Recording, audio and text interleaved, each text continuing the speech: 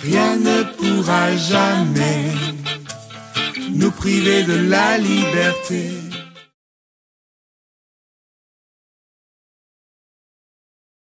Donc, dans le discours inaugural, j'ai voulu d'abord poser un fondamental de l'Évangile, qui est de dire la réforme proposée par Luther au XVIe siècle est encore vraie aujourd'hui, elle a toute sa pertinence. Il y a aujourd'hui une question sur le sens.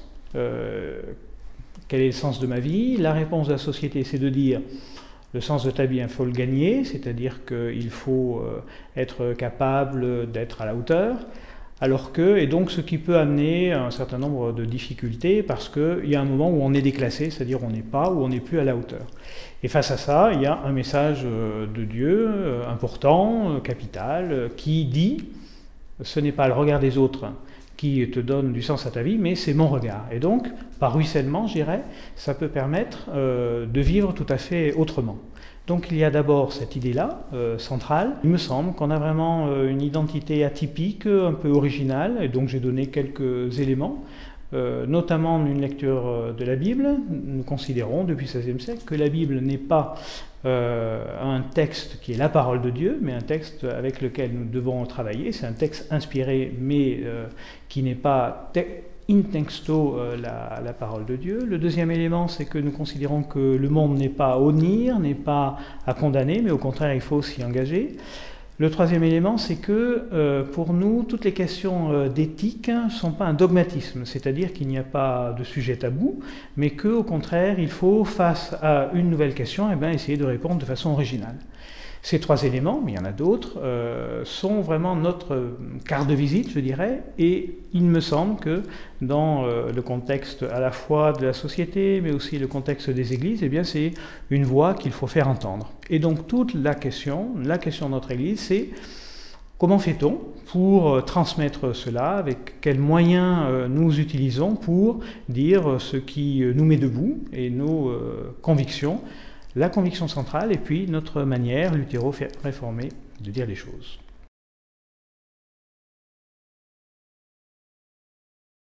Le défi de ce synode, en fait, quand le conseil régional a décidé de choisir, de réfléchir sur les défis pour l'Église, ce qui est apparu, c'est qu'il y a un défi dans la façon de témoigner de l'Évangile, et pour les églises aussi de continuer à vivre cet évangile-là.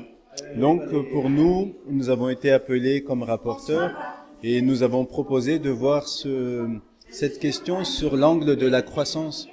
Les églises ne peuvent pas stagner comme s'il n'y avait rien qui la nourrissait, mais qu'elle peut grandir, et voir qu'est-ce qui peut libérer la croissance de l'Église. Et nous avons proposé une image de l'Église davantage comme un organisme vivant qui a besoin d'être nourri, plutôt que comme un organisme qui aurait juste besoin d'objectifs.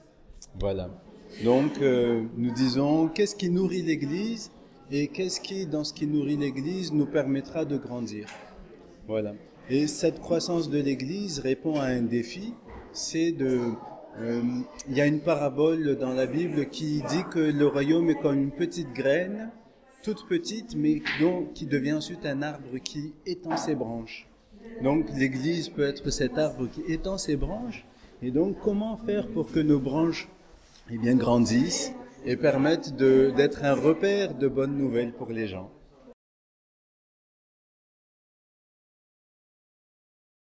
Christiane Rivière-Barène, en tant que trésorière du conseil régional, écoutez, deux mots sont pour moi très importants dans ce synode, responsabilité et solidarité, et je voudrais même inverser les deux mots. Solidarité parce qu'une église n'est jamais seule et elle vit avec les autres, on doit vivre avec les autres. Et le deuxième point, la responsabilité, car nous, membres d'église engagés, avons une responsabilité vis-à-vis de l'autre, que ce soit pour l'accueillir dans toutes les circonstances de sa vie lors des actes pastoraux ou lors d'une rencontre d'un culte dominical, et puis également vis-à-vis des finances de l'Église, parce que je suis quand même trésorière de l'Église, trésorière du conseil régional, et que je vais présenter un budget malheureusement déficitaire pour l'année 2018. Et donc la question que j'ai posée d'ailleurs au Conseil, enfin au synode régional aujourd'hui, c'est devons-nous garder toutes les réserves financières sans avoir un projet? Et je pense que cette question rejoint justement le thème synodal que nous avons cette année. Quel défi pour notre Église de demain? Et je ferai un petit parallèle, parce que défi, on ne sait pas toujours ce que ça veut dire, et je fais un parallèle avec ce qu'on appelle le défi climatique. Parce que nous sommes dans une société qui est dans l'obligation de réfléchir sur le sujet du climat pour continuer à vivre. Et je pense que l'Église, pour continuer à vivre aussi, doit se donner le défi de l'Église. Comment continuer, voilà, et avoir confiance dans l'autre. Voilà le message que je voudrais laisser à ce synode régional. Non, rien ne pourra jamais nous priver de la liberté.